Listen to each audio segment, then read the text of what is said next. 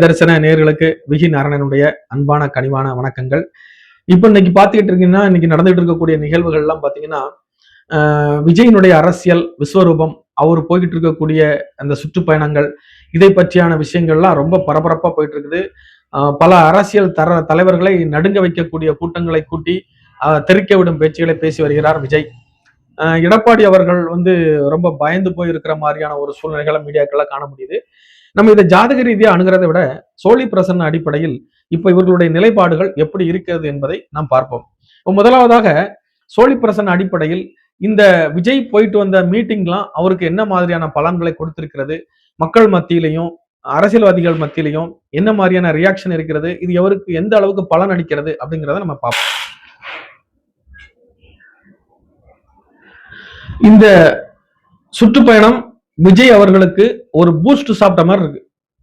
அந்த அளவுக்கு அவருக்கு ஒரு புத்துணர்ச்சியை கொடுத்திருக்கிறது, மக்கள் மத்தியிலும் ஒரு எழுச்சியை கொடுத்திருக்கிறது. விஜய் அரசியல் மாற்றத்தை கொண்டு வந்து விடுவாரோ என்கின்ற அச்சத்தை பல அரசியல்வாதிகளுக்கு ஏற்படுத்தியிருக்கிறது. இந்த கூட்டமானது கூடக்கூடியது, அவருடைய பேச்சில் ஏற்பட்டிருக்கக்கூடிய மாற்றமானது அவருடைய அரசியல் மெச்சூரிட்டியை காட்டுகிறது. இது ஜனங்களிடத்தில் அவருடைய பேச்சு போய் சேர்ந்திருக்கிறது. இதே மாதிரியான மக்கள் விஷயங்களை எடுத்து பேசிக்கொண்டே வந்தால் விஜய் அவர்களுக்கு வளர்ச்சி இருப்பதை காட்டுகிறது. இனி இந்த புத்துணர்ச்சியோடு இருக்கக்கூடிய விஜய் அடுத்து உடனடியாக வேற மீட்டிங் பண்ணுவாரா, அடுத்து வேற சுற்றுப்பயணம் மேற்கொள்வாரானா கொஞ்சம் ஆற போட்டு மறுபடியும் அடிக்கிற ஐடியால இருக்கிறாரு. இது விஜயோட நிலைப்பாடு. நம்ம எடப்பாடி அவர்களுடைய இதை பத்தி பார்ப்போம்.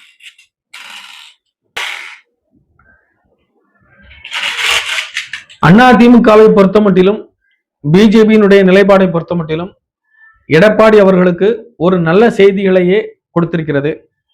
அவர் தான் சிஎம் கேண்டிடேட், அதுல எந்த விதமான மாற்று கருத்தும் இல்லை, ஒரு குழப்பங்களும் ஒன்றும் இல்லை. அதிமுக பிஜேபியோடு இணைந்துதான் இருக்கிறது.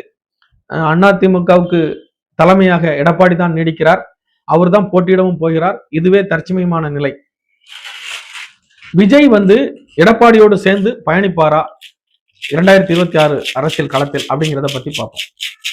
விஜய் அதிமுகவோடு பயணிப்பதற்கான வாய்ப்புகள் அதிகமாக இருப்பதையே காட்டுகிறது. அப்ப அதிமுகவோடு பயணிப்பதற்கான வாய்ப்புகள் இருக்கிறதுங்கிறதுனால பேச்சுவார்த்தைகள் இருக்குது அப்படிங்கிறத ரொம்ப விரைவா காட்டுது. இந்த பேச்சுவார்த்தை எந்த அளவில் முன்வைக்கப்படுகிறது அப்படின்னு பாத்தீங்கன்னா, எடப்பாடி அவர்கள் முதல்வராகவும் விஜய் அவர்களை துணை முதல்வராகவும் ஏற்றுக்கொள்ளும்படி விஜய் தரப்பில் கோரிக்கை வைக்கப்பட்டு வருகிறது. எடப்பாடி அவர்களுடைய தலைமையில் சற்று ஆலோசனையில் இருக்கிறார்கள். பிஜேபி அரசும் இதை ஆலோசனை செய்கிறது. இவர்களுக்குள் ஒரு 3 விதமான பேச்சுவார்த்தை அடிப்படை போயிட்டு இருக்குது.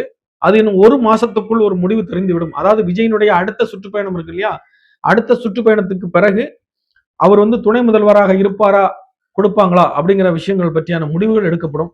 அப்படி ஒரு முடிவு எடுத்தால் அது அதிமுகவுக்கும் விஜய் கட்சிக்கும் பெரிய ஒரு வளர்ச்சி, குரோத், 2 பேருக்கும் நன்மை கொடுக்கக்கூடியதாக இருக்கும். இது எதிர்கட்சிக்கு கண்டிப்பாக ஒரு மைனஸ் பாயிண்டாகத்தான் இது காட்டுகிறது இப்போதைக்கு உள்ள சோழி பிரசங்கம். நன்றி, வணக்கம். ஐயா உண்டு.